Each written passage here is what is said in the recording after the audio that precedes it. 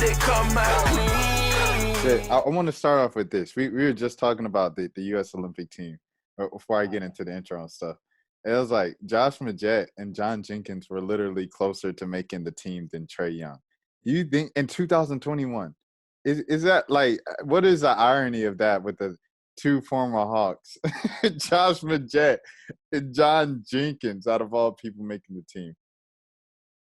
Yeah, it's just one of those weird things, though, right? Because of the way how it works, the select team and all that. Right. So, like, obviously, like, I mean, I don't think Trae would do select team. I mean, I know Anthony Edwards did it, but he was a rookie. So, like, even if the Hawks weren't in the playoffs, I don't know if Trae would have accepted. He may have. I don't know. I don't know how guys look at it. Like Anthony Edwards, like I said, if it's good enough for Anthony Edwards, then I would imagine like it's good enough for anyone. But then you see people like G League guys in it, so it's like obviously they didn't go get all heavy hitters. So Yeah, I don't know. I don't know if Trae would have done it. I feel like probably not, just since even if the Hawks lost to Philly or whatever, I just feel like it's just I don't know. And the other thing that Trae is like supposed to be hurt right now, right? yeah, I mean, yeah. before obviously he just went off for whatever in that adult Pro-Am. league game or whatever. Yeah. So I mean, I guess he's fine now. But like at the time that camp was like I don't know, like Trae was supposed to go from like barely being able to impact the game in Game 6 and losing like straight to Vegas. Yeah. Like when he probably shouldn't even been playing in the East Finals. Yeah. He wanted to do it too. But that was the craziest part to me. I was like, yo, you aren't like when he was like when he announced that he was playing in the Oklahoma Pro-Am. Shout out to the Skins League over there in OKC. I was like, isn't it a little too soon? Like, don't you want to like you have time, like you have a whole kind of month here to like wait to, you could work out and then you can jump back into the games and stuff. But he's just a gamer. But like, is that a smart move? Like, how do you feel about that? I mean, I don't know. I mean, I honestly just leave that up to him and his body. Like if he went out there and played and it didn't seem like he had any issues. So Yeah. I mean, I would say the team would probably be like, if he asked the team, they probably would say no. But like, what are they gonna do? I mean, it's his off season and it's not that long. So like, it's just like I think Schlink even had something on the record during the pandemic. I'm pretty sure. Like, I don't want to say 100%, but I'm almost, I'm fairly confident Schlink it might have been Pierce at the time. Could have been Pierce talking about during the pandemic. Like someone asked about, have you seen Trae and DeAndre and these guys in the gym and stuff? And I don't remember exactly what they said, but it was something like, yeah, like basketball players play basketball. Like it doesn't. Yeah. I remember that. Lockdown or not, at some point, we got to get some 5-on-5 or 4-on-4 or something. I mean, that's what they do. So I don't really think it's like I mean, what are you gonna do if he gets hurt in the Skins League? Then it's gonna be awful. But I don't know. But I don't think. Who was the last NBA player that got hurt in the pro? Like hurt in the pro? I can't even. Well, that's why like they're not really like. I mean, he could step on someone's foot or something, I guess, but he's not like doing any. He's not playing defense. He's not diving for loose balls. Like right. And everyone there, I would assume, was like understood like it's his home like area. Like they're not gonna like undercut him and try to like hurt him. So like, it's like touch football almost. Like there's not a lot of contact in programs. It's just kind of like good layup. Like, I was at AEB. Maybe like the last 2 minutes they go like pretty hard. Oh yeah. To win the game in a close game like that. Yeah. But like you say, generally they don't. We were at AEB a couple years ago, and Malik Benlevy, former forward from Georgia State, he undercut it a little bit. Montrezl Harrell, like as he went up for a dunk, and so Harrell goes down and then he got up so angry at Malik, like, why would you do that? They're like, that's millions of dollars, man. And Malik was just acting like it didn't affect him at all. But you could tell, like, what I'm saying, Malik is like a G League guy with Salt Lake. And, this is a legit NBA starter, 6th man of the year at the time. So it's I get you always do run that risk, though. Like, things can just happen quick and, like, instincts. Like, you can't – I mean, you might, react and accidentally do something. But thing about Trae is he's not like even in the real. I mean, when he's playing for real in the regular season, playoffs, whatever, he's not like jumping and like landing crazy all the time. You know, like he's not like Giannis where like he comes down or like Embiid goes down like literally 30 times a quarter. And you're like, oh, I hope hopefully he's good. Like the refs just aren't always behind him when he's shooting threes. But yeah, enough. He just stays away from the refs. Hopefully, there's no refs in the Skins League that stand on the court. Do you think LeBron? Before we get into the intro, do you think LeBron is going to play in the AEBL this summer? LeBron? Yeah, he tweeted he was trying to play in some pro-ams. I mean, I just assume it would be like some LA thing, but Drew League and probably Miami. But I don't know. Maybe, I don't think he'll go to Drew League. I mean that's the only one in LA I know. Drew League. Nah, there's got to be a lot in LA, right? It's LA. I would probably like small leagues, but Drew League is the one that everybody knows. I don't know, but isn't Drew like Kyrie doesn't like him? Oh, Kyrie doesn't like Drew League? I mean, I'm sure he could just play in it and not have to really be around Kyrie, but I don't know. I think he's 36, and I think he's just tweeting. I don't think he'll actually do it. See, but I could see him doing Seattle too. Jamal Crawford's. What's the upside though? Like somebody's gonna like rip him or like block him or something because he's like going half speed and he's old. Yeah, he did lockout. He hit all of them in the lockout year. But that was like 9 years ago. Yeah, he was 25 back then. He was that was 2011, man. That's 10 years ago. It's crazy. Yeah, like I don't know. If he does it, I'll say like he's just gonna play for like 10 minutes. I love those pro-ams, dude. Like Kobe going up to Rucker, and like Trae, he made the joke. I don't know if you saw it about I want to go up to Dykeman, but they say I can't go up there. I don't think it'd be a good idea. Yeah, Trae. Yeah, it's probably not safe for Trae to just. Yeah. And that setting where where you make the last shot and everybody comes rush to you on the court like they did KD at. Where was KD? Was that Dykeman or Rucker a couple years ago when KD shut the place? Yeah, it's Rucker because people always say like when KD gets hot, then he's like Rucker Park KD. Yeah, man. And then Kobe doing it. Yeah, I saw a video on. Oh, I'll say this after, but I agree with you. I like the programs; they're cool, but I actually hate them in a way because of like what people do when, like I don't care like if someone goes off in one of those things. Like, I don't care who it is. I don't care if it's a 10-year-old kid. Like, I don't care. Like, I would way rather watch a 10-year-old kid play, like, in his, like, school league than watch him play against, like, Shaq and, like, flip-flops. Like, so you don't like the Frank Nitti legend, man? The Frank Nitti, turning up on Denzel Valentine and making his own name after, No, that's cool, man. I'm not talking about that. I'm talking about, like, Zaire Wade has like 12 points against Andre Drummond in like khaki shorts. And they're like, oh, Zaire Wade, like as if what he did in that game makes a difference. Like if Zaire Wade is whatever he's gonna be, like it's not because of that. And that goes for anything when like Jello Ball is gonna score like 40 in the league. And people are gonna be like, oh, look out for Jello this season. Those guys, they give their all, man. Like in the game like that, I remember the game. That's like Nick Young territory. That's yeah. Like, I don't care about that mess as far as like the stats and who wins. And like people cover. If the problem is not like that it exists, the problem is people cover it as if it's like it's an NBA game, like game 47 of the regular season. There's literally like 75 people just on the court.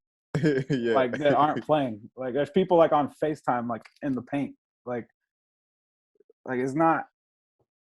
I don't know. That's all I gotta say about it. It's just like please stop covering pro-ams. Well, I guess like they're a game. I don't care. Don't tweet. If you tweet the stats, get out of here. Like don't. Yeah. No, I think you can. I ain't gonna lie.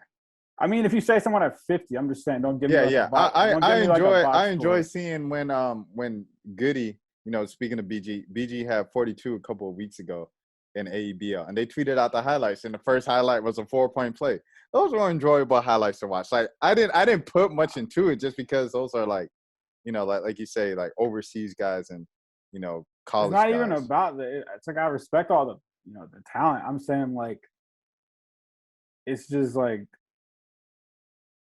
I don't know. It's not like Well, there's no okay, like all right. like is there standings? Is there? I know there's probably like a tournament or something. Yeah. ABL they do playoffs, but it's kind of difficult to follow which teams are which because like any given week, an NBA player can just sign up to join the team for the night. So it's like I guess it's just so different. Like even if they are like, because I don't want to say people aren't putting in effort in the games or anything. I'm sure they are. I'm just saying like it's not the same as far as like coaching and game plan and training. And like I just can't like I would 100 times rather watch like Olympics men or women or even the 3-on-3 or the WNBA. Big like three. I'll pick ABL over the big three. But the big three, I'm out, dude. The big three is like literally like I'm gonna go out to Lifetime Fitness. Hey, but isn't that how you started? Joe Johnson, your boy, he the GOAT. He the big three GOAT, man. Look, man, half of those dudes I feel like have had like 3 beers like before the games. This man, they look horrible. Like they look terrible. Yeah, Zebo was talking about doing it on All the Smoke. And I was like, yo, Zebo will be the perfect big three player because that's his game, like minimal movement the big on the three post. league. The big three league is like my speed. I don't want to watch that. I just go to the Y. I remember when Josh Smith was hitting them threes in State Farm, man. I was like, oh, man, this is like hilarious. The big three is like watching like famous people play at the Y in like Dunwoody or something. Like it's not like there's no way I would buy a ticket. Hey, but shout out Big Ice Cube. I was about to say Big Cube. Well, yeah, no, I mean, if you buy a big three ticket to get in close to Ice Cube, then that's the only acceptable reason. I ain't gonna lie though, he makes the games like, entertaining with all the entertainment. You never know, like Kanye might just be like sitting there. Exactly. Kanye, LeBron, like, and then he always has good entertainment. Like the first time I went was in Charlotte. The first year they did it when AI was playing. And AI was a shell of himself. I don't know why. I guess it was the kid in me that was so excited to watch him play. But, Anthony Hamilton and Ice Cube performed in Charlotte. And then the second time I went was in Miami.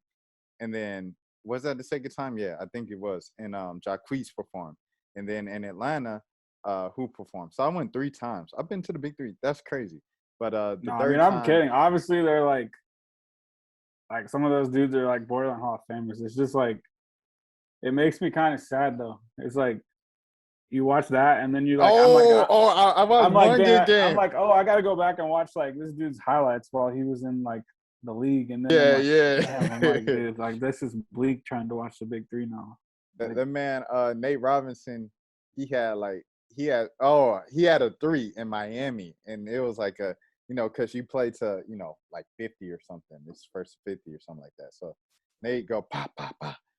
Pulls up for 3, the whole arena, and he hears it, be like, like that was exciting. I like that part of it reminds me of the basketball tournament. You a TBT guy at all? I mean, I don't know anything about who's in it this year or anything like that, but I mean, like I've watched it before for sure. Like, I know the TBT is like that is legit. Like they practice and like scheme and like that stuff is they're playing for like $1 million. Yeah, well, 5-on-5 full court is different than half court 3-on-3 with like 80-year-olds, Yeah, no, for sure. I just mean it's like it's not like ABL either though. It's like that's a real team, and like they're all like playing for like literally like I don't know how it all divides up, but they're all playing for like what is it? Is it $1 million or $2 million? I think it's $1 million. And all those dudes are like overseas. Yeah, they're all pros. They're not like just chilling, like retired or anything. They die for loose balls in TBT. For sure.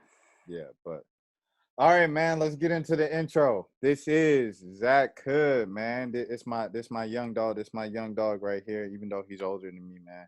He's one of my OGs in the business, everything like that. I'm gonna start it off like this, man. You might know him. You might seen him on Twitter. You might seen him, young legend, running the PTH account. That stands for Peachtree Hoops if you're not hip. Oh, man, this man right here, he's the new editor-in-chief, man. Y'all give it up all the way from Georgia. Zach. Pew, pew, pew. I don't know if I can match that energy right now. But no, yeah, man. Thanks for having me on, bro. What's the show called again? Oh, this is Birds in the Buckets. Yeah, Thank you for reminding me. I gotta say it. Birds in the Buckets, another episode, man. I'm your host, Rashad Milligan. My co-host Malik Brown is not here.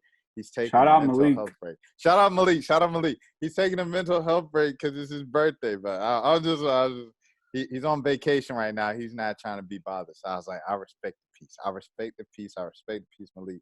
Come back next week. And, yeah, that's what we're going to do. But we got a special edition of Birds in the Buckets this week because as we're recording this, we're a couple days away from the NBA draft. So I brought in my man, Zach. And then, hold on, Zach. Let me pull up something now. Let me get some structure in here. We brought a little outline. So I guess we get right into the draft. Who are the guys that you're looking at, first of all? Well, I guess first question. Do you see the Hawks any potential for them to move up in this year's draft before we get into your favorite prospects at 20? It's hard to rule out. I mean, Schlink making a trade, obviously. But I don't know. I mean, I guess the thing with there was reports earlier this week with the Cam Reddish potentially being traded, or it was like Jonathan Givony was like Cam Reddish or other rookie scale players, which would be Kevin Huerter or DeAndre Hunter, which I guess technically Trae Young is a rookie scale player until he gets extended. But yeah. So, I mean, it kind of just sounded like Reddish, I guess, since, Huerter had a good playoffs and Hunter's been, obviously better than Reddish so far. So the report, was like a first round pick. And if they did that, like say they got like 15 or 14 or 17 for Reddish, then I could maybe see them doing like 20 and 17 or 16 or whatever for like 10. And I don't know who, maybe that would be for like Moses Moody, or I still think if they are going to pull the trigger on moves like that, they would wait until someone they like is on the board at like 10 or 11. Well, like I don't think they would do it like going in, not knowing if there's a certain person that's going to be there. But I think if there's like at 11, if a certain guy falls to 10, 11, whatever, they might try to like pull a 3-team trade where they get a pick and Reddish goes somewhere and like, I don't know, it's all weird. But so say a guy like Mitchell, if Davion Mitchell falls to a 15 area, because I've seen him mocked in the middle of the first round, which I don't think is going to really happen. I think he's going to be gone in the lottery. But say if Mitchell falls to 15, do you pull the trigger with a Cam Reddish for Mitchell? Probably not. I mean, me, but I don't know. I mean, I just feel like Cam is kind of like what he could be is like really rare. Even if, and like there's stuff to worry about. I agree. There's stuff to worry about with him, but I just don't really care. Like if he's that good on offense, like you have Trae Young, and like if you can keep John Collins and Bogey and like Huerter, like people like freak out about his offense and like if he's gonna be able to do this or do that. But I think he's good enough on defense, and he's not like it's not like he can't shoot. It's just some decision making, maybe he's a little ambitious, like handling the ball and like trying to score sometimes. But if he just figures out who he is, and if he never gets better at that, if he's just a shooter and like a great defender, I don't know. I mean, I guess the issue of paying them, but I don't think you don't have to make that decision right now. You could see how good he is this year, and then trade him for a first round pick next year. I mean, if all you're getting is a 15th pick or something, I mean, I'd rather just take the 20th pick next year for only 1 year of him than take the 15th for 2 years of him. So I don't know. I mean, I don't really buy it as far as like the rumor is. I don't think the rumor meant like the Hawks are calling everybody like in the first round, like, do you want Cam Reddish? So I really don't think they'll do, and I think they'll just pick at 20. But I don't know. I would only say like I'm like 60% confident because Schlink is obviously like made a lot of moves. So it's hard to be.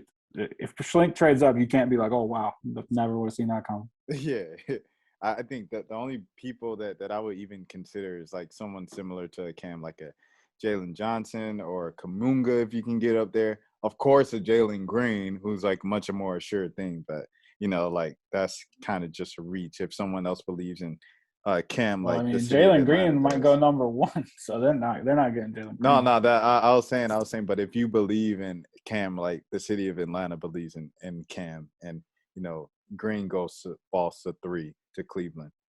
Yeah, I was just throwing that out there, but yeah, I don't believe. I'll just say I don't believe in Cam the way like some people on Twitter do. I believe in Cam. You saw how popular that the thing went of him talking about because me in my opinion, I feel like there are 3 untouchables that the Hawks should have: Trae, Dre, and Cam.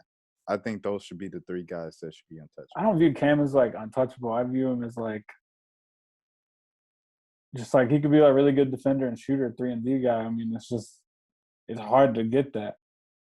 But so it's like that's what I'm thinking. That I wouldn't call him untouchable. I wouldn't call him untouchable though, because I mean, if you could trade for like a superstar wing, and you have to include Reddish. So let's say Jason Tatum. Just okay, I'm not saying Tatum, this without. Okay. I'm saying Jason Tatum. Like it's like, all right, I'm out of here. Like, I'm done with Boston. Is this guy the coach of the GM? I don't know. I don't care. Like I want out. Like get me out. And the Celtics are like, he like gives them the list, and it's like, yeah, I'll go to Atlanta or Miami or whatever. And the Celtics want Reddish. You're not gonna be like, oh, nah, Cam Reddish is untouchable, man. We don't want. Two questions. Like, two people. Untouchable means like you actually wouldn't trade them. Like I would even argue like Trae Young is as close as it gets on the Hawks, but even then, like if somebody comes to you with like, I don't know, Luka Doncic. No, I knew he was gonna say. When he said, "I don't know," I was like, "Oh, he's gonna say it."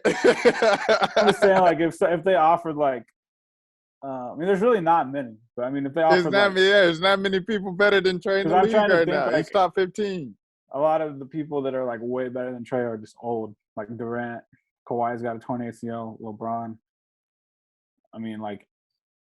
You could say Jokic, Dang. But like Jokic versus Trae is actually like a real discussion. I think, even though Jokic just won the MVP, like I don't think it's like you could just say like, oh, he's way better than Trae, because just Trae has got time to like catch up. I mean, Jokic is a center, which is crazy, but Jokic is still what, 25? Yeah, no, he's insane. I mean, yeah. I'm not saying like he's not better. I'm just saying like you wouldn't just guaranteed like make that trade. For sure. Well, okay. Well, I'll say Trae's untouchable because like there's no anybody you would trade Trae for is not going to get traded. So, two people then for Cam. Jaylen Brown, Bradley Beal. With those two, any of those two, would you say yes? I mean, I would definitely include him in a trade for Beal, and I guess I would include him for a trade for Jaylen Brown. But I don't really want Jaylen Brown on his contract. I kind of think he's like. I don't think he's as good as like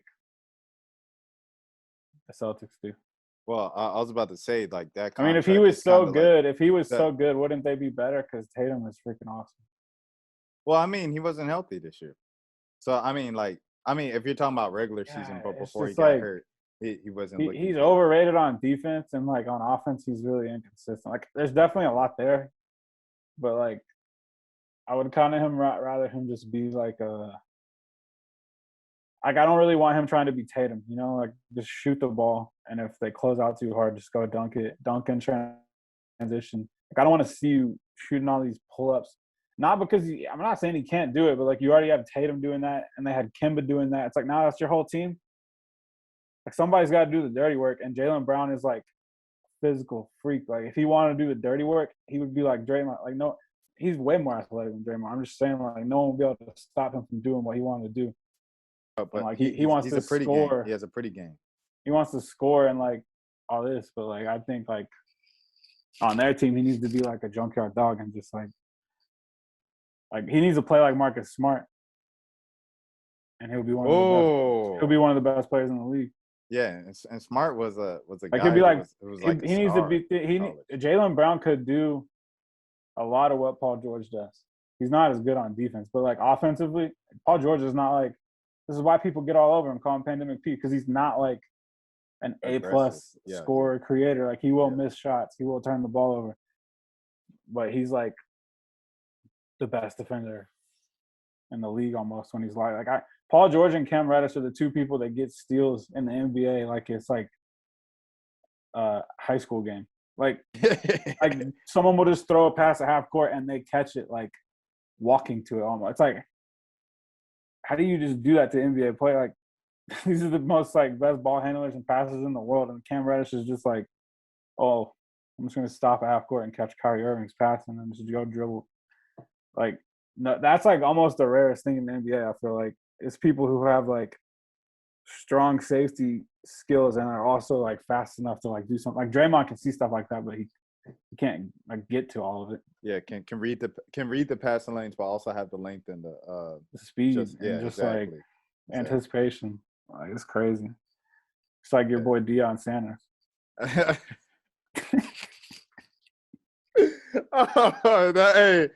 was a good one. You threw me off. That was a curveball right there. But I guess moving. Oh yeah. So speaking of Jaylen Brown, going back to Jaylen Brown, that was the guy I wanted to touch on. When you talk about his contract, he's not as good as his contract says. I feel like that's a good outline of what John Collins is probably like looking for in the ballpark. So I guess for you, where do you draw the line in the sand with John? Like, do you say it's 100? Do you cap it off at 100? Like, where do you draw the line with John? I don't really look at it like what he's worth. Like, I would almost just be like, I mean, I know the Hawks, like, it's their money and they have to look at it like what he's worth. But for me, it's like, you just almost have to keep him. I mean, obviously you don't want to put that out there, and like that's why it's kind of like up in the air. I hope the Hawks are just doing a really good job of like just kind of like positioning themselves, because like I think losing him would be really bad, because even if you sign him to too much money, like the way the NBA works, you need big contracts to make trades. So like I don't know, like I would overpay him and just because he's pretty good. And if in a year and a half, 2 years, I'm thinking like, all right, I really saw John Collins being like a different kind of player when I paid him 120 million or whatever. By that time, you've already paid him like 30, 40 million. He's only got like 80, 70 million left on the deal, depending on how long it's been. He's not going to be that hard to trade. He's still going to be young. He's still going to be like really good at whatever, everything he's good at. So I don't really worry about like, even if it's a 5-year max or whatever, it's like, it doesn't really, I mean, it matters in the sense of like, it can limit them a bit about adding like the final touches to the roster and stuff, but I don't know. I'm not like trying to get rid of him to save money. I mean, it's the NBA. Like, you got to spend money. I hear you. And who's your odd man out on the wings? Between who? Between anyone. It could be Bogey, it could be Herter, and then, of course, all the young guys. As far as like long term, like say, okay, like so you give say you give John like someone Charlotte, he signs 115. So you match the 115 from Charlotte. So now you have 115. So in a couple years, when everybody has to re-up, you talk about Herter, Hunter, Reddish, all those guys, and like they have to get paid because they're all still playing as well as they've been playing. Who's the odd man out? Yeah, so like that's the thing. The 3 rookie scale guys, it's going to be really hard to extend all of them. I mean, I don't know. It would come down to the extension process.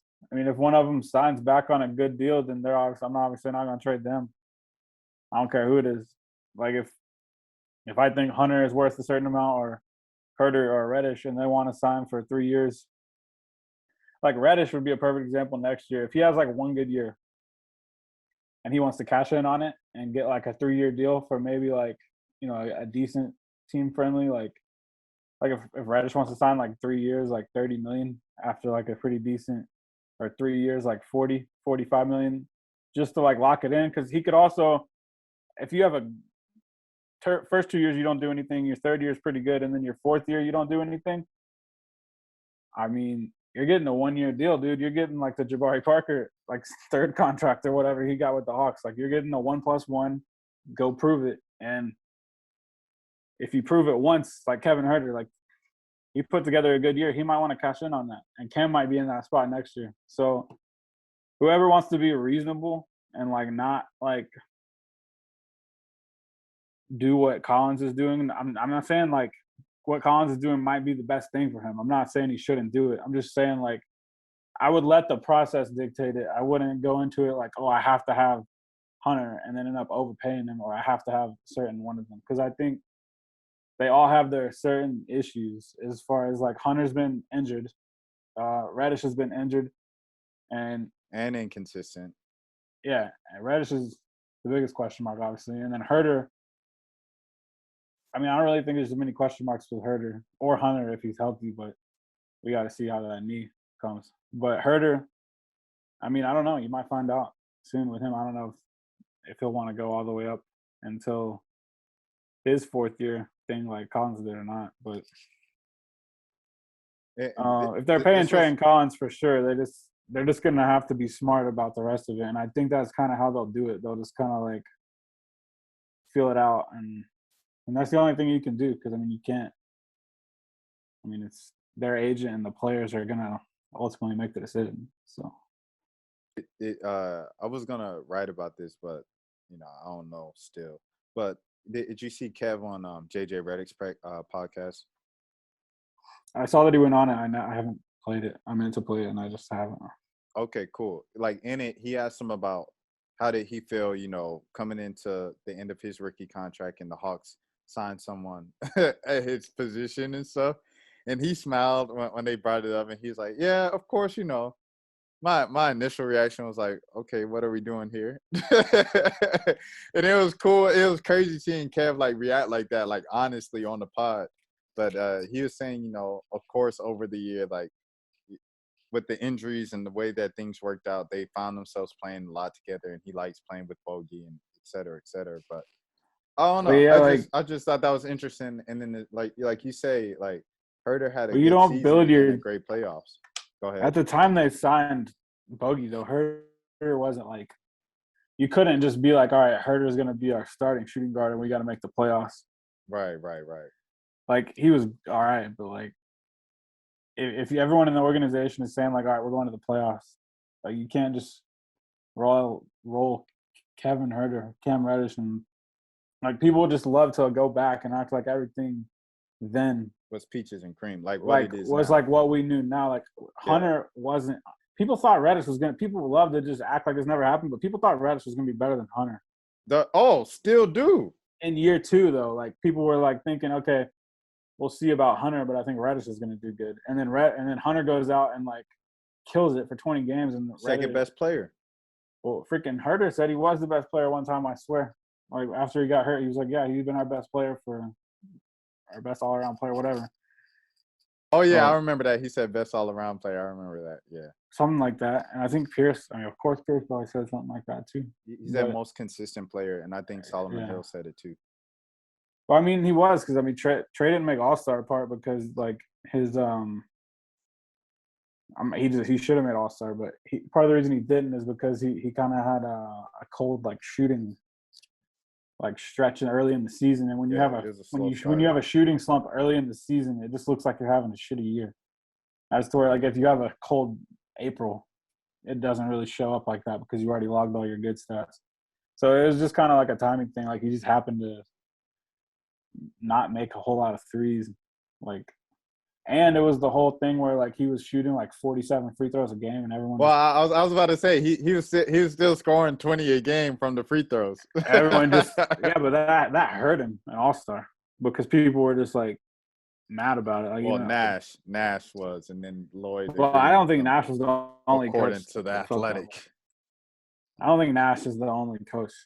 Like for sure wasn't. I mean, you just know how people are when they're not getting calls. They're gonna be like that.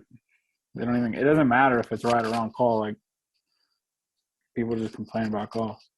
Right. No, for sure. I hear you on that. But especially when it's like that weird, like jumping backwards thing, which like whatever. or like, jumping into you or jumping backwards. I think a both of couple of them those are. are so bad. Like not in the sense of like whatever, dude. I mean, I'm not saying Trae shouldn't do it, but like I've seen a couple times where he like, I think one of them was Grayson Allen, which is probably why Grayson Allen hates him so much. But Trae stopped, like rammed, and not on purpose. He wasn't looking. He was looking at the rim, trying to get to end one, but stopped, rammed his shoulder into Grayson Allen's. I'm like not positive it was Grayson Allen, but I think it was one of the times. He's done it a few times. He stops, he rams his shoulder into the defender's like straight up chin. Like I remember that. nails them in the chin. Yeah. With a 190, 200-pound like pro athlete shoulder just rams into your chin, and then you get caught for the foul. Yeah. Like, you're gonna be like, what is Adam Silver's number? Like this is horrible. Like I just got lit up, and it's on me.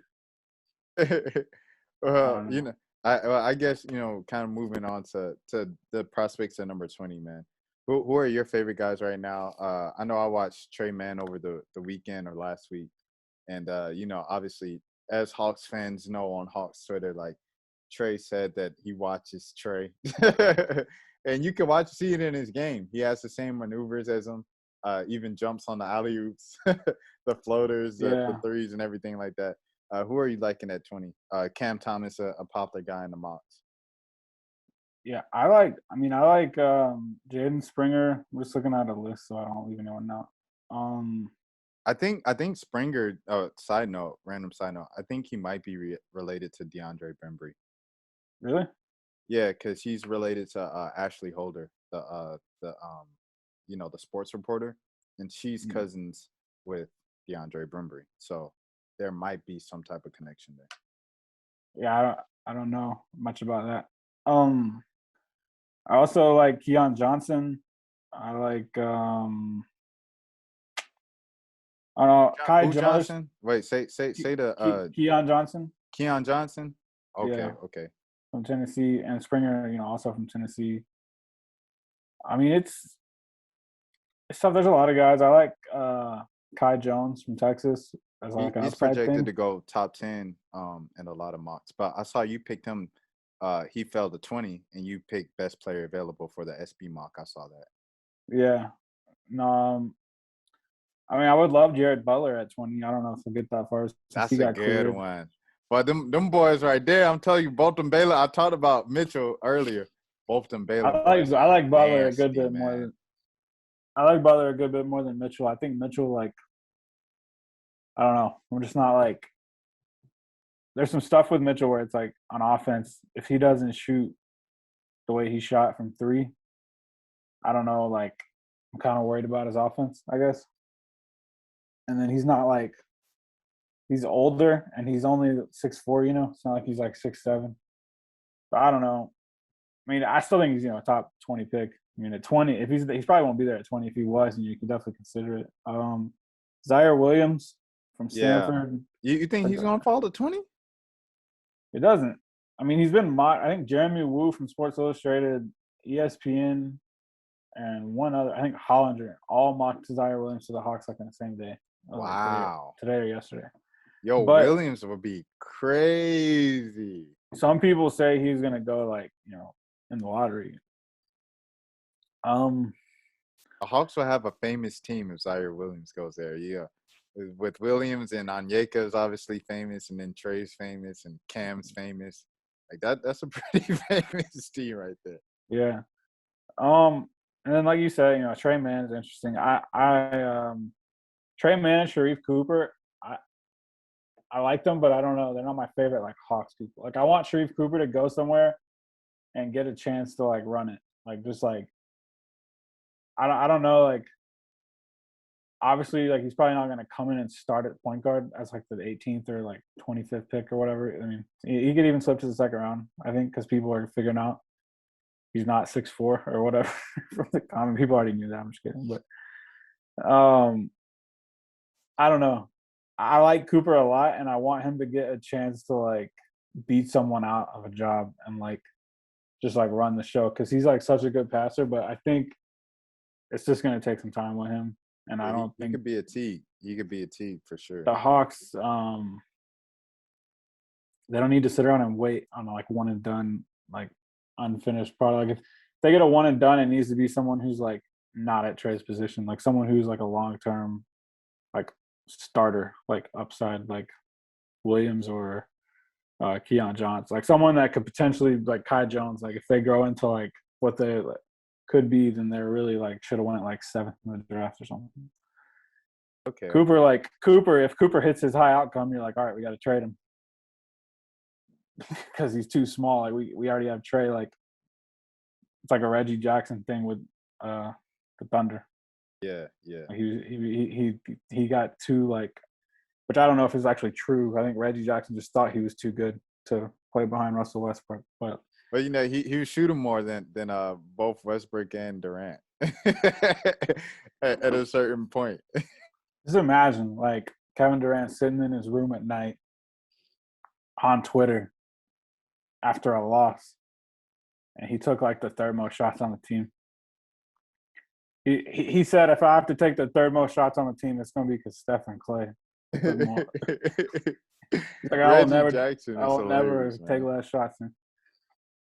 You know, Reggie Jackson could be helping Team USA right now. Though. Yeah, playoff Way he Reggie was playing Jackson, in the playoffs. They should have called him up. But he was playing for that contract, man. Yeah, free agents don't play Olympics. That's true. Like 99% of the time, they don't. Yeah. People were surprised that Beal and Dame were going to go. Well, Beal's not there anymore, but because Beal and Dame are like, I mean, they're not free agents, but on the market. If you get hurt, then nobody's trading for you, so you can forget your request. Which I think Dame might be good enough and have enough time left on his contract that people would still trade for if he was hurt.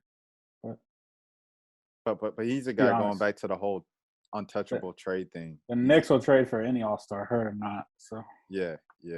they're about to sign DeMar DeRozan just because he has they had Tracy McGrady. Tracy McGrady, man. Never forget when they traded and then the fans bought the jerseys and they packed out the Garden, the number 3s and everything. And he got the standing ovation in the starting lineups. Tracy McGrady, I'll never forget that. And Melo, they treated Melo like. I mean, Melo was like that back then, but he still wasn't like LeBron, you know. And they treated him like LeBron when he got traded there. Well, that's the best part about New York sports is like it doesn't take much to get them excited. So like they get like really excited over like teams that probably gonna let them down. And you just get to watch it. Set themselves up. But, I think the Nets guy will do something with that, especially if they all get extended. Then like they definitely got to get something. But that's not really like. I feel like the Nets fans in New York are the cool fans because they don't have like some like a history, 40 years of like hate in their blood. They're just like, oh, this is cool, fun Nets team. It's Spike Lee like fires people for getting his coffee order wrong because the Knicks can't win. He's probably like an abusive boss because the Knicks like just torture. He just thinks about it all day. Like dang Trae Young. It's like we probably get like a Oscar movie out of just the rage of the Trae Young series. I really wonder like what they're gonna do up there with that, like because you know obviously like Kobe doing work is like one of my favorites. You know, looking back at it and stuff, but it'll be nice if he did something with Trae. You know, we'll see. Yeah, no, I mean I don't mean like that. I mean like Spike Lee's gonna get like so down bad, and like a great album or something like that. You're saying, yeah, like he's gonna make like the next like Do the Right Thing, like the next movie that people will talk about for like 30 years. But I guess all right. So you're looking best player available at 20, I guess. Yeah, for sure. No, for sure. I mean, I don't care about like. The thing about it is, it's like it's not like the Hawks need a starting small forward. Let's take a small forward at 20. You're talking about the backup point guard when your starting point guard is like Trae. So it's like, who cares? This guy's not going to play that much, and you could just sign Lou back, or I mean, I don't look at it like I would never. And I think Chris Vivlemore from the AJC tweeted today that, or not today or yesterday, sometime this week, that he talked to Landry Fields, the Yeah, I assistant saw that GM, was today. and Landry was like, "It'll always be best player available. Like, it'll be great if they're at a position of need." But he's basically saying like, if a point guard they like, say like Springer or Butler is there, if they're their best player available, they'll take him. But if they're not, then they're just going to take whoever. And I think this draft is weird enough that like there could be someone on Travis or whatever on the Hawks' board like at 8 that slips to 20. Because the Hawks don't like, they kind of have the league might be kind of going the way they were always, like the way Travis always was, but a lot of people didn't have Trae and Luka. Like they had Trae and Luka like both in their top 3, I think. And with Ayton, I think, I don't remember if there was ever actually fully reported or not, but they might have even had Trae and Luka as like the top 2 in the draft. And like some people had Trae like 18, and then like less extreme, like people would have him like regularly like 8, 9, 11, like whatever. Just fine. I mean, he was small. Like he missed a lot of shots in the second half of the season.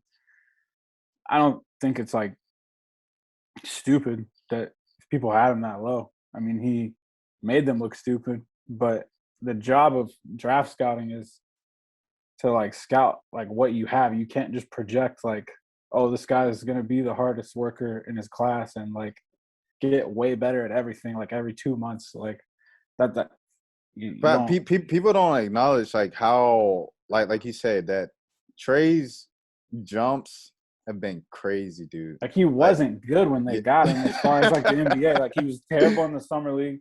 I know he had like 35 and 11 his first ever game against the Cavs or whatever. Like he was very talented, but like he wasn't a good NBA player until like the last 2 months of his rookie season. Yeah, it was like, oh, he's the best player here, like on our team. It clicked. For sure. I had Torian Prince. I'll never but forget. Collins, for the whole season. Collins had like all the best like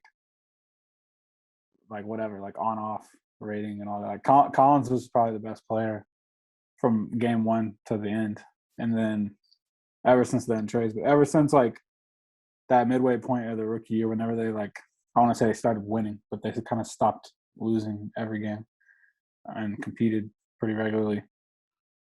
Yeah, ever since then, Trae's been the best player. Do you ever have any concerns about backup since Jeremy Lin left? I know you say you can always sign Lou and stuff, but how do you feel about Goodwin? I feel like Goodwin has shown so many sparks to just keep him on the team for the past couple of years. Jeremy Lin's out there if you want to bring back. Isn't it like I just thought about that though, like because Lin was like the perfect, like there was no problem. Backup point guard was not an issue when Lin was here. Well, yeah, nothing was an issue because they were trying to pick 6th or whatever. Like he wasn't. I don't think it's a coincidence that they were playing for Zion that year. I remember Lin hasn't had a role since that. He was just like getting opportunities and like he would have a game every now and then, but he was not like, they got to do better than that coming out of the East Finals. But like Lou is fine. I think it's just if you get Lou, you probably want to get someone young because 82 games is a lot. I don't know if Lou just played like what, like almost like a 90-game season. It looked like the fumes were kind of like. Well, he played the 70 games, and then they played what, almost 20 playoff games. It seemed like they played 5, 7. Yeah, there it is. There's some math. So yeah, it was a 90-game season. Yeah. He probably didn't play all those games, obviously, but yeah. So you'll need something. He took that like 2-week break, to contemplate retirement. But you also have Bogey and Hunter or Bogey and Herter who like can carry you for like a few nights. So I don't know. Chris Dunn opted in. We could talk about that, but I don't know. That might be what the trade is like. Yeah, that's what Kirshner was projecting on Twitter. Like that trade could even be as simple as like the Hawks move from 20 to 23, and you got to take Chris Dunn. That's not a bad deal for the Hawks at all. I think Dunn was kind of like a. Well, I'll just ask how you felt you can think about it. If someone is like in love with someone who's on the board at 20, it's like, all right, take Chris. I mean, it can't. The only problem is it can't be like a playoff team because playoff teams need their $5 million to sign like minimum guys.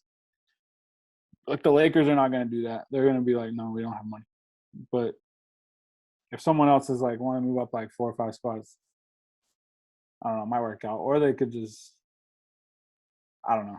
It sounds crazy to say they could keep him. I don't think like he showed like as little as you can possibly show. Like I'm not even saying he's bad. He just didn't do anything. Like when he was out there, even when he played, I was like, yeah, that wasn't good. Like on offense. Regular season in Philly, he got into a fight. I was like, oh, this is what the Hawks need. They need this edge for the playoffs. He never got to quite show it. Well, the only reason they needed him was because like 7 people got hurt. Everybody got hurt. The whole team got hurt in the Eastern Conference Finals, and he finally got a chance. And like you said, I don't think he's done. I just like no pun. Just don't think. Yeah, I didn't even mean that at all. But I don't think it's over. But I think it's over in Atlanta. I just don't see how they can like what. I don't know. This is going to be weird if he's back because he was like the one guy they brought in that never even had a stretch. Like even there was like Nathan Knight games. Like freaking Nathan Knight. Like and had Skylar Mays. Skylar had a game where he scored like 20. I guess Bruno is kind of in that same. I don't think Bruno's going to be back either though. They didn't even make him do an exit interview. Damn. That's like the sign. Like when they're like, he's like, "Do I have to do an exit?" They're like, "No, you're good." That's poor brutal. Bruno, man. I don't know. Maybe he just couldn't do it. Maybe he just left or something. But I don't know. It might be like an optional thing because it's like you got to think. There's no way it's optional if everyone did it besides 2 people, and one of them was in LA with knee surgery. Yeah. You're telling me Cam Reddish chose to speak to the media? Nah, he didn't. There's no way. But you got to think a guy like he could go home and show with his dog. But then Goodwin, Skylar Mays, bro, like those aren't like 2. Yeah, you guys definitely are back. Even Mays is on the summer league team. Well, so they're going to say he's a little more. Yeah, I don't even. Is Goodwin going to summer league? I think he's too old. He's just a free agent. I think. Michael old. Beasley's in the summer league. But I don't know the summer league rules. I think if you're a free agent, you can go. Like Michael Beasley's in it. He's old. Michael Beasley should be in the Big 3 league, and he's in the summer league.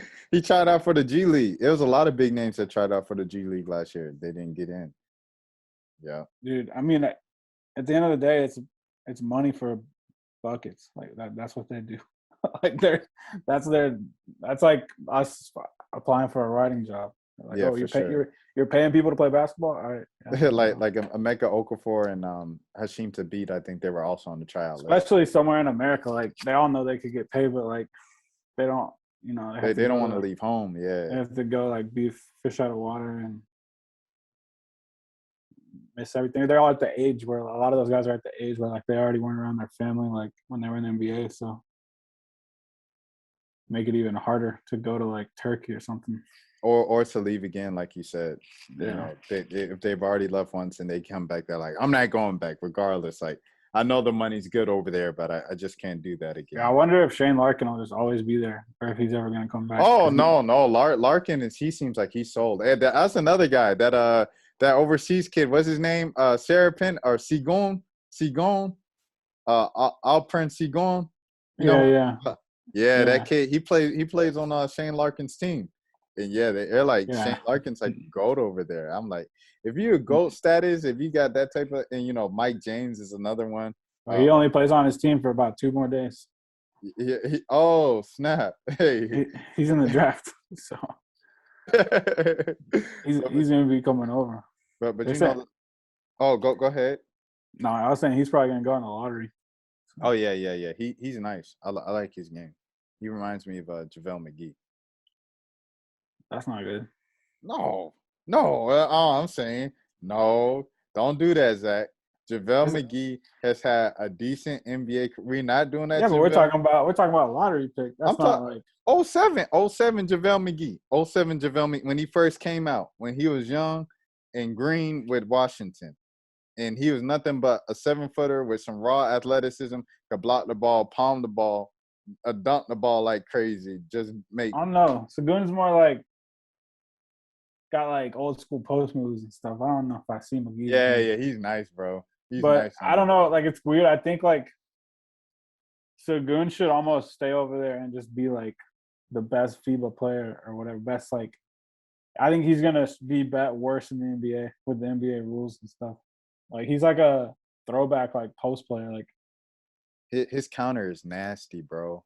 He has a nasty. He's good. Counter. No, he's good. And like if someone figures out how to use him, like I'd love to see him go to like Indiana or somewhere like Carlisle and just like with Sabonis.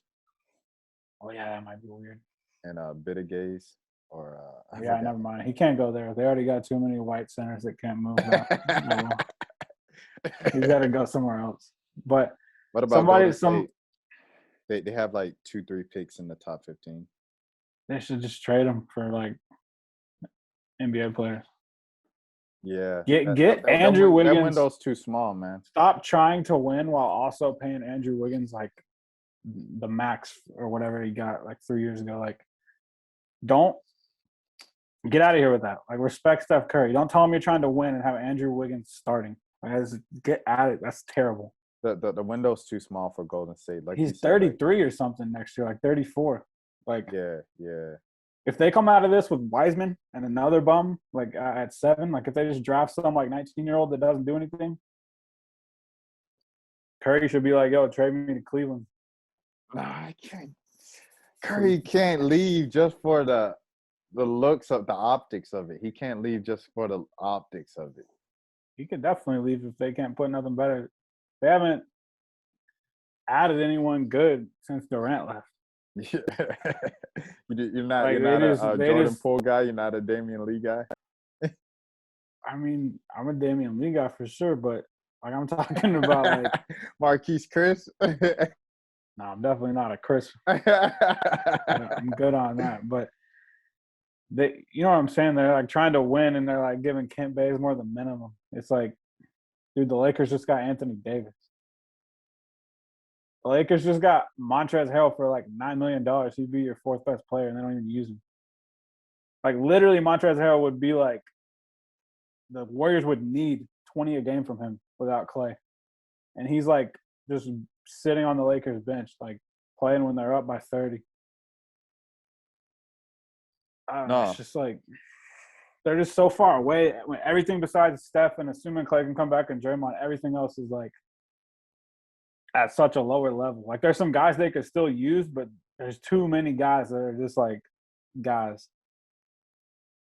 No, I hear you for that. Those I'm sure 5 like decent role players they have, like JTA, like Toscano Anderson, Mulder, Bazemore, Poole. They need to have like 2 or 3 of those guys, and then they need like real players with the other spots. Like guys who like don't just like they need like a Jordan Clarkson. They need like someone. Yeah. You can't just be like, "Oh, Steph, we need 52 tonight." Like that's literally like half of their wins. Steph was just playing his heart out this past season. The whole East Coast is asleep, and Steph Curry's got like 8 threes through 3 quarters. Like I remember every night when I would go to bed, if I knew the Warriors playing, I would just be like, "Well, how many does Steph got?" Because that's gonna depend how late I stay up. If he's got like 20 at half, I'm probably crazy, bro. I would just check, and if at halftime he had like 20, I'd be like, "All right, I'm gonna tune in." Like he might get to 50 if he's at 20 at half. Steph went crazy this year, and to miss the playoffs, that's heartbreaking. But yeah, it's insane, like how regular. And I know it's like when it gets hot, it won't happen for a while, and then when it gets hot, it'll happen a few times in a month. But like the amount of times he has like 8, 9 threes in a game, like he doesn't quite get to 10, but he's still like. I wish I had to pulled up like the most games in NBA history with 8 threes. I bet like over half of them are Curry. Clay has to be in the ballpark too. Look at Curry, man. Oh yeah, it's just insane. Like, and I don't even like the Warriors, but it makes me mad. Like if I have to watch it would literally be like depressing to me to watch the second best player on the Warriors have like 0 points, 7 assists, and 6 rebounds, and then lose by like 3. I'm like, yo, Draymond smoked the layup. And then you look at the against Hawks. Memphis, dog. That was so frustrating to watch. You look at the Hawks, and they have like 9 good players. I mean, it's not that hard. Like, but I don't know, man, dog. You have to think about it like this. You have 3.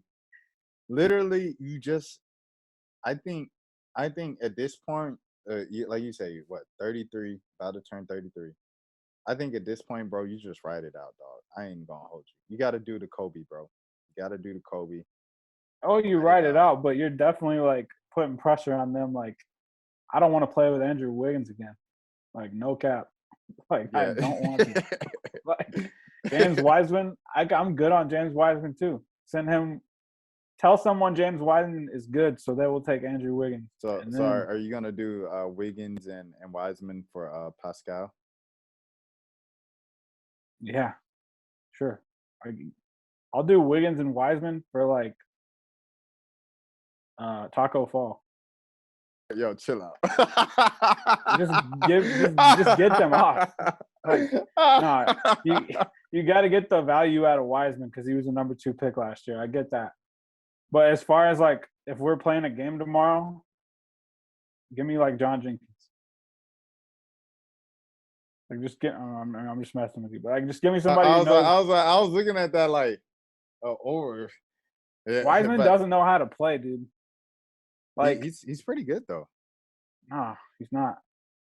If it's like this, I thought he was good. I mean, but I'm saying, he's but big and he can like dunk on people. He's not sophisticated in the sense of like he doesn't know what to do on defense, and like he wants to like shoot and like do post ups and stuff, and it's like it's disgusting, bro. Like, we have the best shooter of all time who flies like a madman around the court and shoots threes, and we're getting Clay back, and every second you touch the ball, you are hurting all of America. Like, we don't want you to touch the ball. We want Steph and Clay to shoot.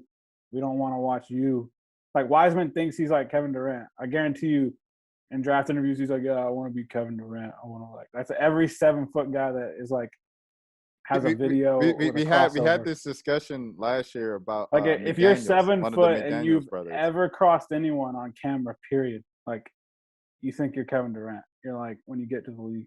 Hey, but like I said, Mitchell Robinson, every summer, people are like, oh, come look at this. He's in his bag. I'm like, dude, first of all, that guy's like 5'7". Second of all, it's one-on-one.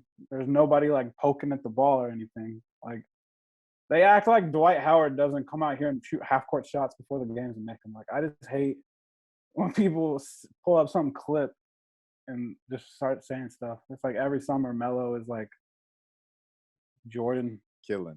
Like, Melo is like Olympic Melo. Like, or you know, like you said with the Dwight things, the Dwight corner 3 videos. Dwight, I've watched Dwight warm up a few times, and like he will just splash corner 3s, and then the game comes on, and it's like he's gonna make 3 all season. Like, Ben Simmons, for people who haven't watched NBA players warm up, every player in the league is so much better than you at everything in basketball. I don't care what you think. Dwight Howard will make more 3s than you. Like, he shoots NBA 3s, and when he just stands there flat-footed, he makes them. Like, the dude plays basketball like 6 hours a day. Just forget it. Ben Simmons literally can't make NBA 3s before the game. He makes like 4 out of 10.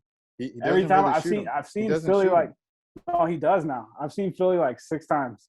He goes around to every spot on the 3 and shoots like 5, and he will make like 5. Like, he will be like 5 for 25 just standing there with a coach rolling the ball to him. Like, he does a lot of mid range and your average like college like starter at any position is probably a better shooter than Ben Simmons. It's crazy. Like, it's not just crazy. Like it's not like one of those things where like he could do a bunch of stuff like not during the game. Like, he literally has like a mental block on 3s. On NBA 3s. Because I know if you go pull up his Montverde, he made some 3s. Yeah. He makes 3s, yeah. Splashes them. but he's also a foot taller than everyone, and it's just like so much shorter of a shot. Like in the NBA, he just doesn't. I don't know. He just doesn't. He can't do it. Like, but he's scared. But he's scared to even work on it. Like that's the thing. Like you say, like in his pregame, like he doesn't even shoot the three. Like, but he did. He did, and I was at the playoffs. And you were at the playoffs. Yeah. Yeah. He was shooting little like context. a lot. The last game that I saw them, it was like Trae's rookie year. So that's No, I've seen him. I've seen him twice, and before the pandemic, and then twice in the playoffs.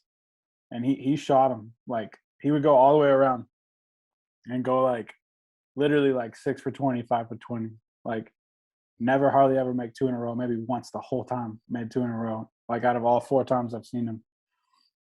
It's not good, bro. It's like those like trick shooters on Instagram that like they're just better keep than trying, keep trying on the misses until they make it. No, I just mean like those people like those kids who like or whatever. Just like no, I guess he's not a kid, but like lethal shooter and all that. Like Ben Simmons needs the lethal shooter. So a lethal shooter. Or what's that guy's name? Tristan or whatever. Who's Tristan? Oh, yeah, T-Jazz. Yeah, he's probably he's a better shooter than Ben Simmons. Easily. T-Jazz. Wouldn't even be close, dude. Like they played like horse or something. Only Ben Simmons could just dunk it every time again. The lethal shooter, yeah, he's got the rotating 3 rims. Have you seen the meme where it's like, what is it? Is it handball where they don't have a net or they don't have a backboard? It's just a net. Yeah. And they're like, they show the video of like the women trying to make it and they miss it like 15 times and they finally make it and they like jump up and down like they just like won the Super Bowl. And then it cuts to a video of lethal shooter with one of those things making like 40 in a row from like 30 feet. It was like the funniest thing I saw. Lethal shooter. Remember when he first came to Atlanta? Dwight came to Atlanta. Like, why isn't lethal shooter playing handball in the Olympics? And Dwight was talking about it too. He was like, oh man, lethal shooter got me right. I'm gonna be shooting threes now. The game has evolved. I'm gonna be shooting threes. New number, new Dwight. His warm-ups evolved. Like he can make them in warm-ups now. Yeah. But Dwight was shooting in 2012 in his prime. Like he was shooting 1,000 jump shots a day. 1,000 jump shots a day. And that was before the game was like how it is now. So it's just like, like when you say the typical NBA player, like people don't really realize, man. No, it's insane. Like they like people who have just been in the league for a while. Like I remember Vince. Like he was insane. Like he would never miss. Kyle.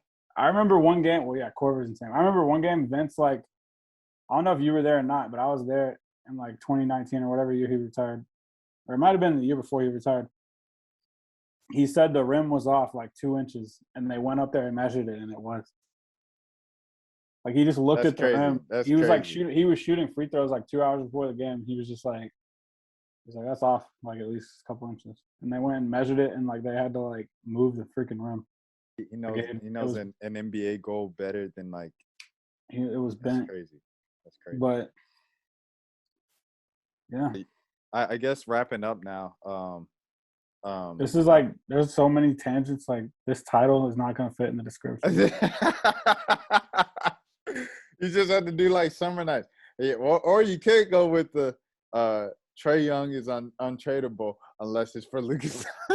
just name it like one line out of this whole thing. Just put AEBL. AEBL. I'm tired of watching people hype up NBA players and programs. That's the title of the video. The thing is like I just don't care. Like there's a draft like that really impacts the whole season coming up. John Collins is like about to literally, how long have we been talking about John Collins? It's about to happen. Whatever's going to happen, it's about to happen. Like you talk about it the entire pandemic, and like the grind of the regular season. It's like I just don't have it in me to care about pro-ams. It's like you don't care about Montrezl Harrell breaking the backboard at AEBL. No, I don't. Like they aren't getting paid, right? Nah. Yeah, so if they're not getting paid, then you're not getting paid to cover it. So well, okay, all right. if you watch it for fun, that's straight. But like, I'm not like, I don't care what happens. As long I just don't want anyone to get hurt. Got to. Yeah. That's the only thing. I just don't want anyone to get hurt. Other than that, I don't care. I'm a junkie, so I love watching that stuff, man. Shout out to Ja and Bria. It's just so hard to keep up with like the draft. So like I just spend all my time lately on the draft. This year I've been so trash. Like last year we could do it because there was like 6 months of no sports.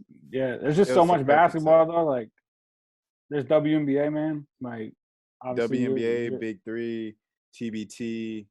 Like basketball isn't, and then Olympics this year, but like basketball hasn't slowed down at all. Like I'm gonna try to start watching more high school and like AAU though. Yeah, because like that's where it all starts, and like people won't even be going to college soon. Like if you don't know how to evaluate without college basketball, then like you're not gonna know how to evaluate pretty quick. It's already started with G League. I think the NIL is actually gonna help college though, because like think about Jalen Green. Like how much more famous is Cade Cunningham than Jalen Green? Because Cade Cunningham played in the NCAA. I don't know if you would say he's more famous. I think right. he's. If Jalen Green went to more Duke, respected. He's more respected as far as NBA. If Jalen Green went to Duke, he'd probably be the number one pick. Yeah.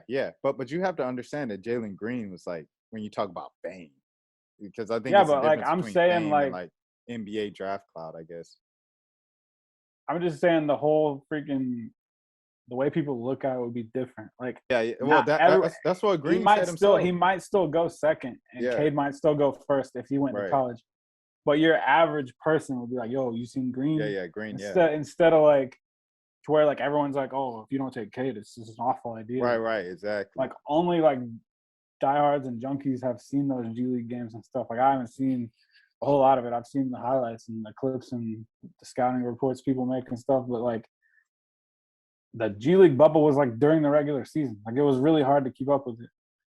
I mean, it was during the NBA season. So like, if he would have been in March Madness, it's just a different level of like attention. Yeah, like I'll put it this way: he would be a lot higher on like Jay Billis's board if he just like if he just played some college basketball. But I mean, but that's what he said straight up. He was like, if I played in college, the talk for number one would be way different than. So like this year. Or whatever, whenever the NIL goes into effect, I don't know if it goes. It's already in effect, right? It's already in effect. Yeah, it got in effect July 1st. So like whatever, people didn't know that though. They were already signing with those leagues and stuff before July 1st. So now like the next class knows like I can make money in college. I can have the money and the fame. I don't have to be a random guy in the G League that nobody watches on ESPN Plus, but I have a lot of money.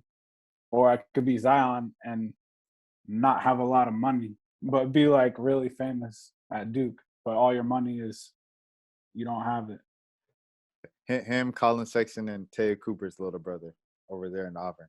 Those college players. Did you know college players just started getting paid July 1st? Wow.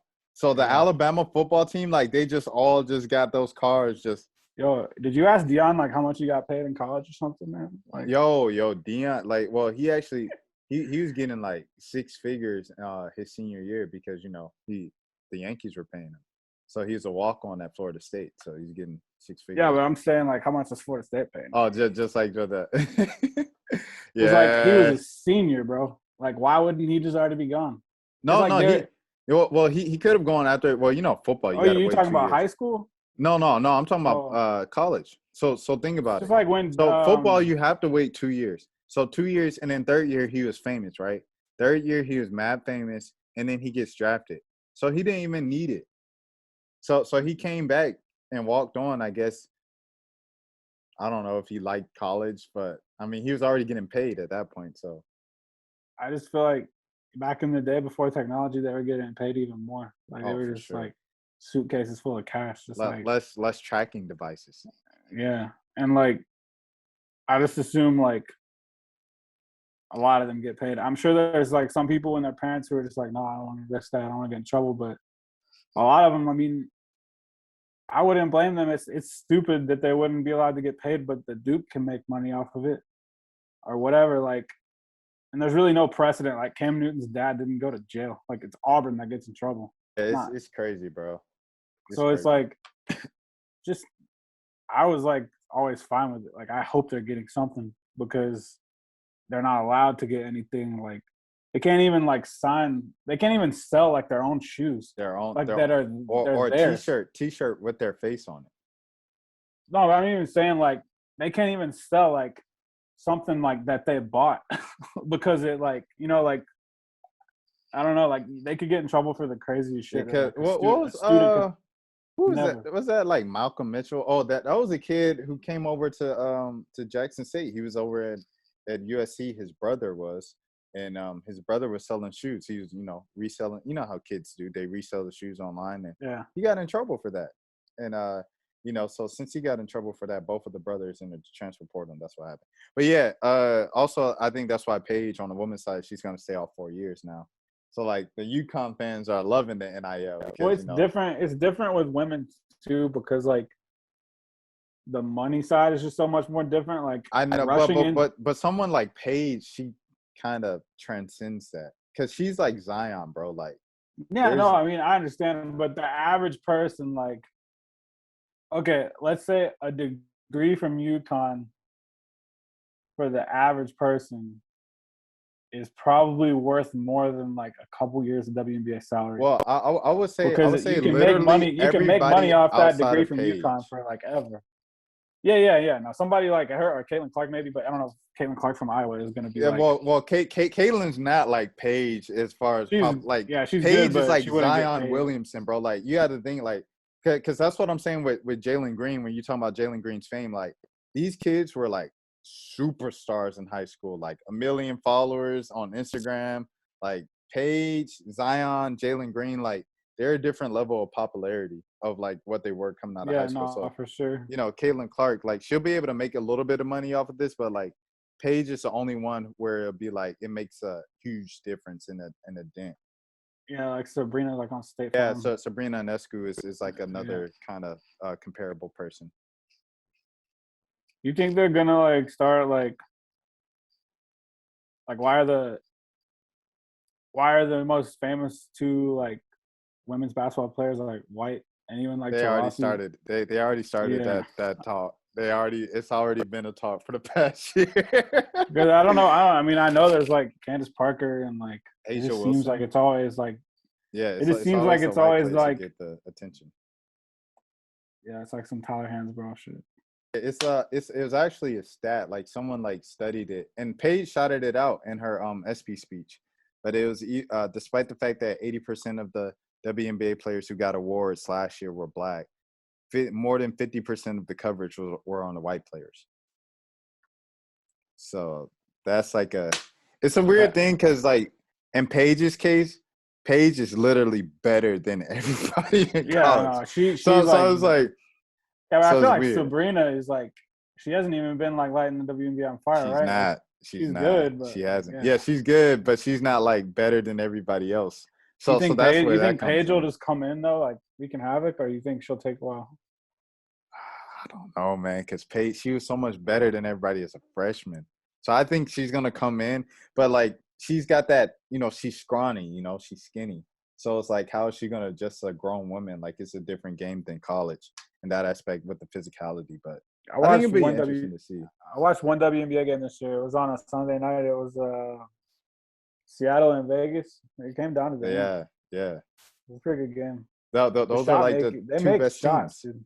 Yeah. Well, you watched an elite game. Those are the two best teams. That's what I'm saying. It felt like a finals game. Like they were just like tough mid range, back down, post up, and one tough mid range. Like it was just like, damn. Like they were just like going to war. Yeah, Vegas, Seattle, and Phoenix. Those teams are like kind of like the next upper tier teams in the league. Taurasi's still at Phoenix, right? Yeah, she's still in Phoenix. So like Phoenix is stacked and everything like that. That's who I want. I just want Taurasi to keep winning because it sounds like she's like. Everyone says she's like Kobe, like she's like a savage, like. Yeah, she's got the Mamba mentality. She was in the bubble talking about. I just think it's hilarious, like, just to think about like how intense those people are. Like, it's just funny to think like what it's like to be their teammates because like they get snapped on for like nothing. Yeah, man. It's like it's like The Sopranos, where sometimes you just gotta snap on somebody to let everybody know, like don't mess with this person. Like I'm in charge. Like I'm not sure if he remembered. So like somebody like just like put your towel down the wrong way. You just gotta like just tear them apart.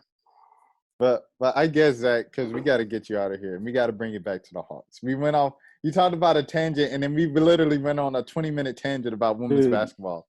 So I guess to wrap it up, this is a special episode. Well, yeah, special episode, offbeat, no Malik. It's not coming out the usual day the pod comes out. So I guess to wrap it up, Hawks Mount Rushmore, your 4 top Hawks of all time. You didn't prepare me for this. I did. I wanted to kind of put you on the spot, so I told you just a general favorite Hawks memories of all time. Favorite or like best? Like, am I doing like the best or like my Mount? You know what I'm saying? Like, is this like the Mount Rushmore? Okay, of, like, I'll say do both. Like, I'll say do both. Do both. All right. Well, for the accurate Mount Rushmore, obviously Neek. Atlanta or Hawks? Like, are we counting St. Louis? Nah, no St. Louis. So, I gotta admit, I don't know. I think Pettit was probably still in Atlanta long enough, right? He was St. Louis. Hudson? Was it one of them? Was oh in yeah. Hudson? Hudson was in Atlanta. But I know he was in St. Louis too. But his jersey's retired. He played with Pete, and he was in his prime at the end of his prime with Pete. So I count him as Atlanta. Dude, the Hawks history is depressing. Like, there's not after Neek, it's like there should be it sounds like people to pick. Yeah, like, but it sounds like you're really just kind of going all around to not say Trae so quickly. Well, you can't. But he could. You have to. He led him to the best season. I'm not, because he could still leave after his first contract. If he signs the extension, then I'll do it, because then I know he's going to be here long enough. It's like the Pete Maravich argument. You can't. He's only been here 3 years. He's only been there 4 years. Yeah, so no, I'm not putting Pete on it. I don't care. I wasn't all. Whatever. If you want to correct me and put Pete on it, like, you're just showing your age, man. I'm just kidding. No, Pete wasn't there long enough. I'll put Joe Johnson on it for the haters. I know they won't like that.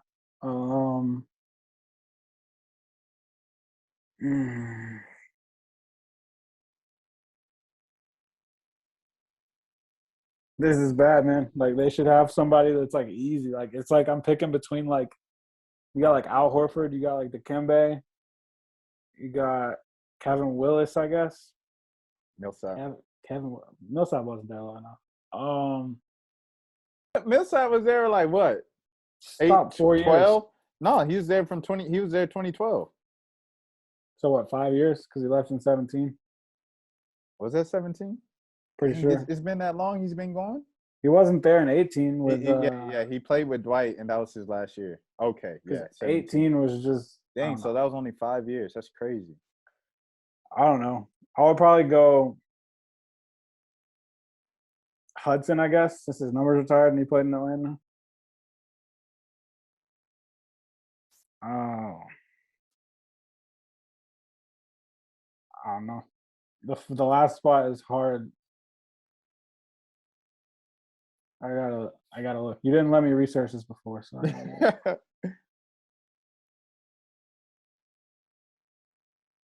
I'll just go to Dikembe, man. I don't think I put him in there. You gotta go to Dikembe. Gotta go to Dikembe. If that was your 5 seasons in Atlanta, still though. No one stays in it. No one stays. It's crazy. Yeah, Neek was the only one. But yeah, Joe definitely has to get in because you're talking about someone who's been there for a long time. Well, I credit Joe. People want to rag on Joe for his contracts and stuff, but like, I credit Joe for getting the Hawks to the playoffs, and then they like were able to stay there. But before Joe, they couldn't get there. Yeah.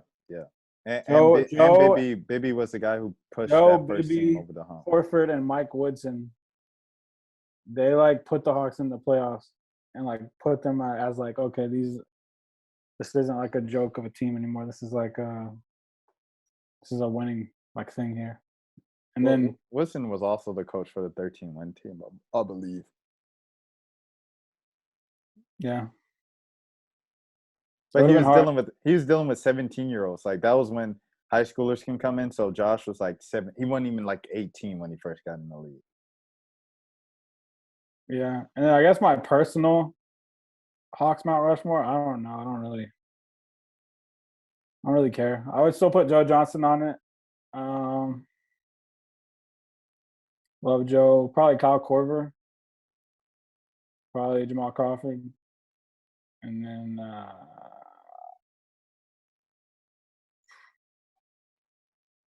probably Horford, man. Just like I respect like just showing up and being like really good and like not making noise and like consistently.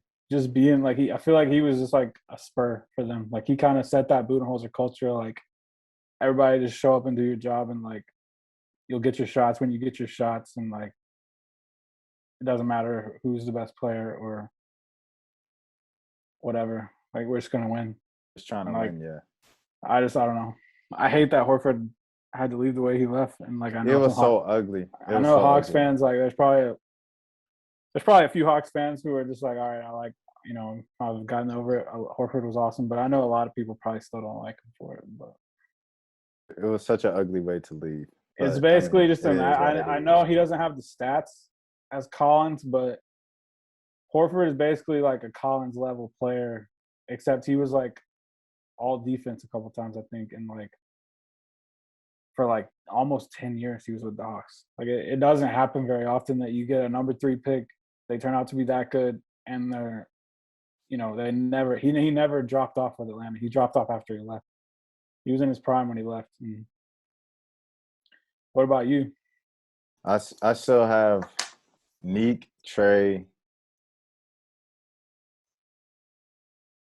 This changes like every episode. You do this every episode? Yeah, we've done this for the off season. We started it. Neek, Trae, Dikembe, and Joe. That's my 4. I mean, Trae is definitely going to be there. I don't want to say like he's on the trajectory. Like he is. I'm only doing it because he literally led the team to their best season since they moved to Atlanta. He's got a pretty good chance to be the best Atlanta Hawk ever. All he has to do is just stay there now, and remain healthy. Neek was awesome, but Trae like elevates. Like Trae like is 25 points and 9 assists.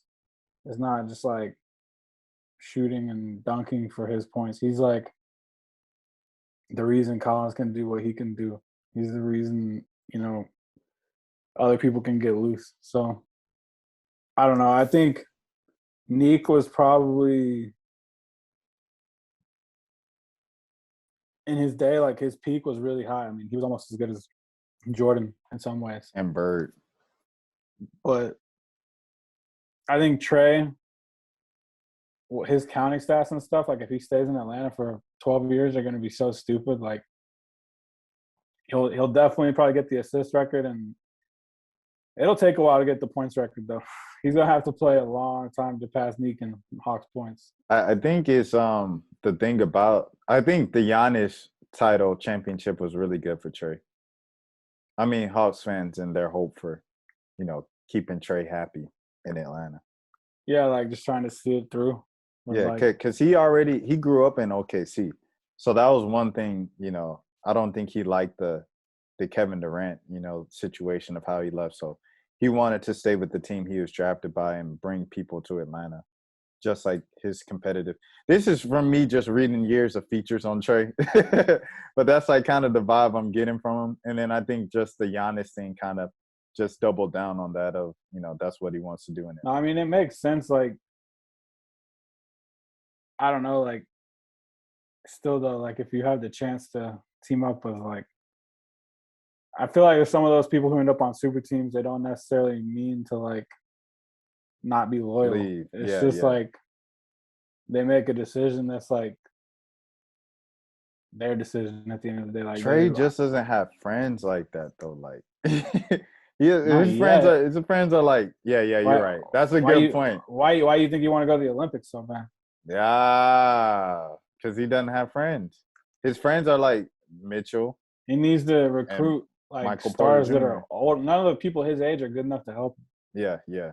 Like you're not gonna get Luka or Zion.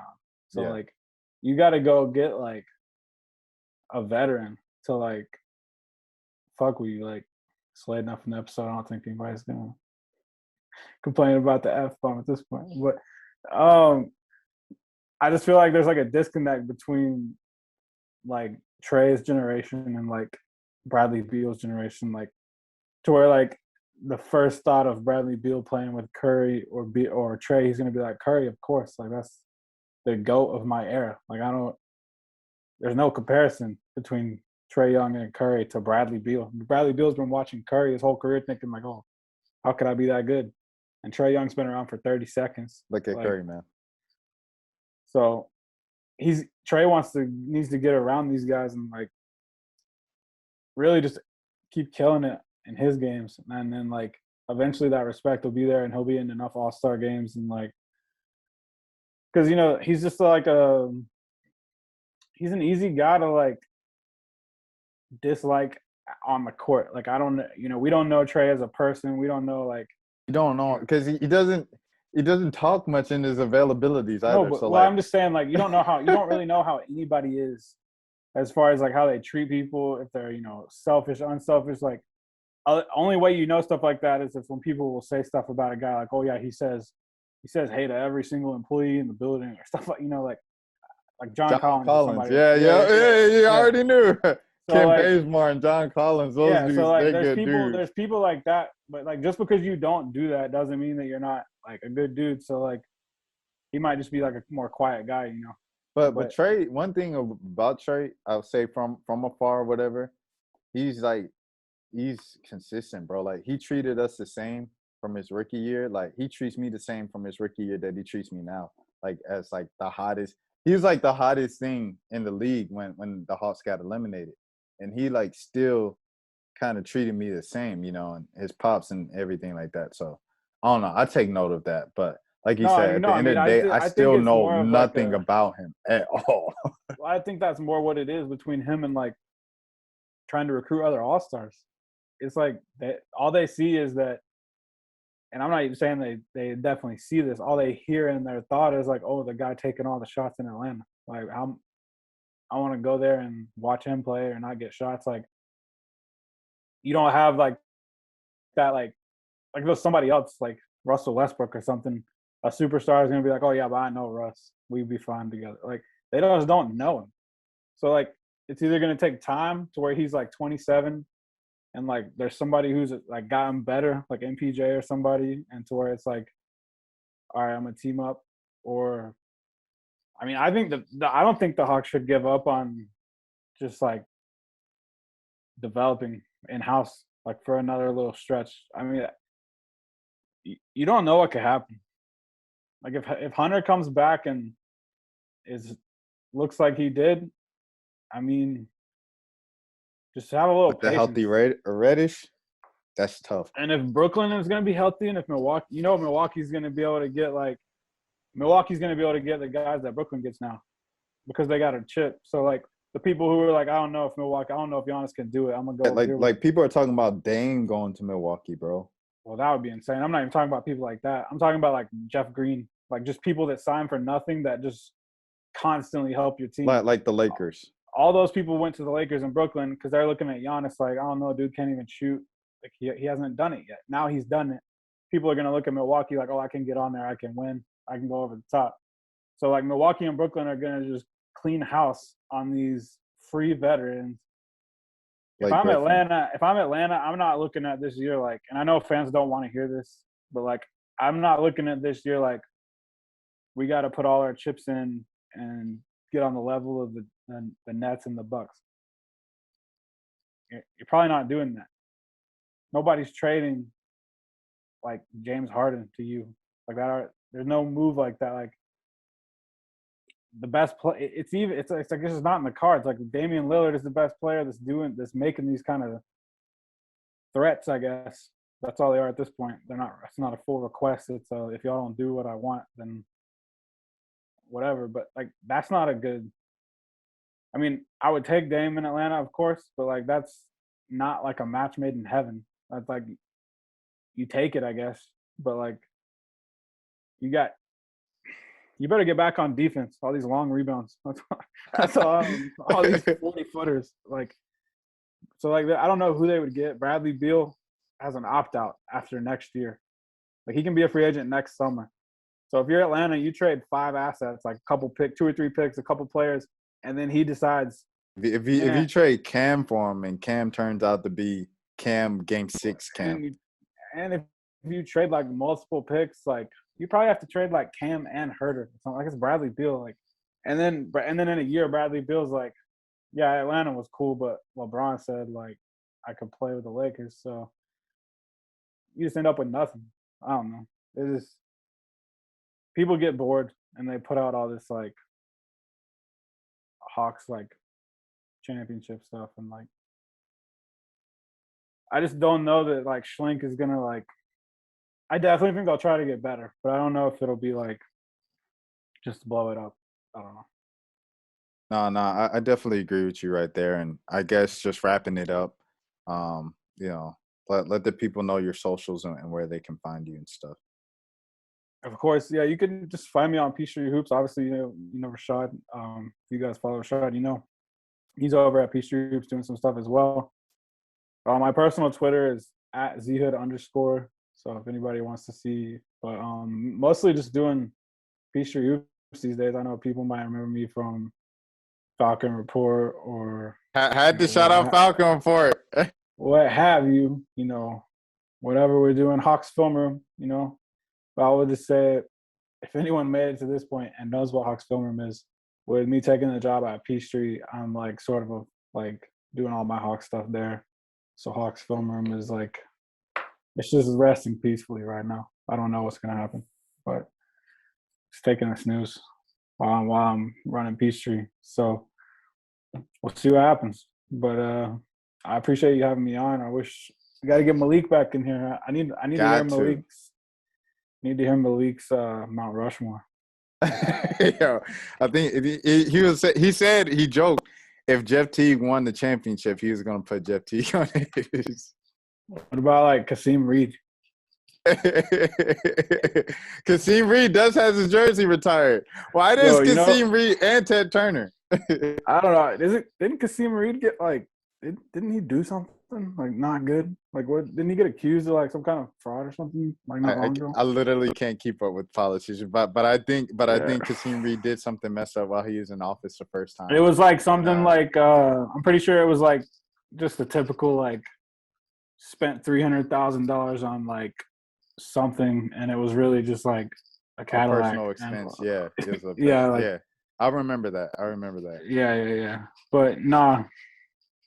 I don't know. I had one last thing, but I don't know. I lost it. We should probably just get out of here. It's been like, yeah, this is like a 2-hour episode. Hey, but hashtag watch hours for Atlanta sports. Hashtag watch hours. we have the 1,000 subs already. I have no idea where they are. Yeah, I saw that. Yeah. So this is the road to 2K subs. If you are new to the channel, speaking of, subscribe to Atlanta Sports Unlimited. Zach, I appreciate you so much. You cut out, but hey, at least you cut out at the end here. So yeah, you can follow me on Twitter. Okay, you're back in now. You're back in. Okay, you're back. You're back. Okay, yeah, I'm in a bad area, but I'm surprised it just said your internet connection is unstable. But I'm just gonna wrap it right here. You can follow me on Twitter. Hold on, I got one question for you. Okay. Rashad. Go ahead. Rashad. Is USA gonna win gold medal? Oh, that's a good question. I'm gonna say no on the men's side. I'm gonna say no. Yeah, I feel like they probably won't, but at the same time, it's like if Kevin Durant and Damian Lillard are just like, all right, shut up, Pop. That's how I felt. That's how I felt watching the exhibitions. I'm like, bro, they have Dame and KD, bro. Like, well, I understand. Literally, KD just played a whole season kind of deep into the playoffs on the Achilles. I can understand him just being like, whatever. Some of y'all been chilling, like y'all just do this for a couple weeks, and I'll ramp it up like when we get out there. Well, you're out there now. So but Book needs to do it then. Book carry the team. Yeah, no, Book. I think they'll still win. I think there's enough time in between these games. They're sick of hearing this shit. They still hear it. I know they still hear it all the way out there. They still got. Well, you don't think they were in 2004?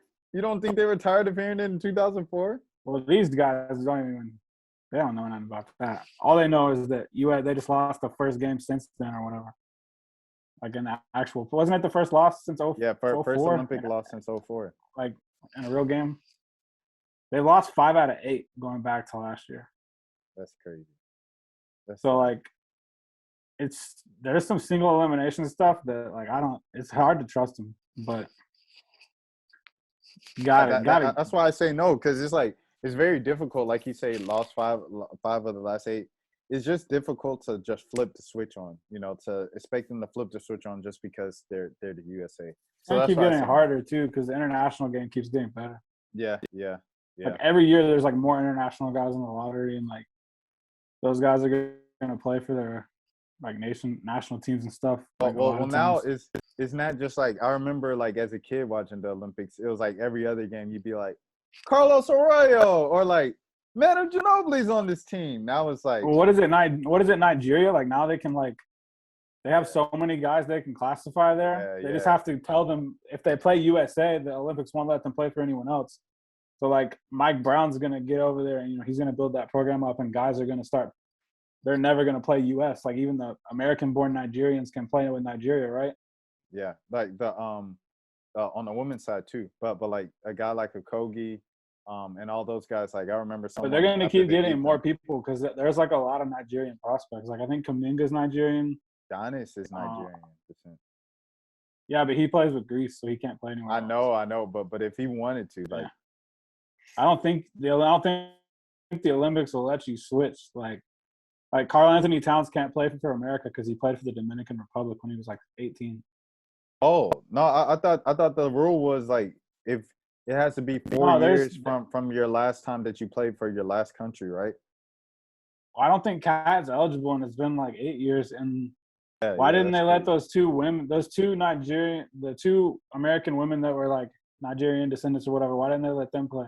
Because not been 4 years. Because Nneka, it's been 3 years for her. So it's actually she played in the World Cup in 18.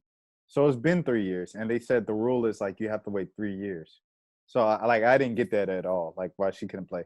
And her sister was coming off an injury. So I don't know if she was like, since my sister isn't playing, I don't want to risk my injury when I know we're not going to win, because the only chance we had of winning is if both of us played. So they played good though. They only lost to US by like 10. Yeah, by 9 last night. They only lost by 9. They came back twice, and they also have Elizabeth Williams, the center from the Atlanta Dream, who's American descent, used to play for Team USA, and then switched over to Nigeria. So, I mean, like you said, it's like that on both sides. Yeah, where there's Germany. Like a lot of Germany beat players. Nigeria. Which one? On which side? Men's or women's? Men's. Oh, man. Nigeria was favored by 5 points. Who does Germany have? Only Germany. Oh, is Shooter? Oh, they got Mo Wagner.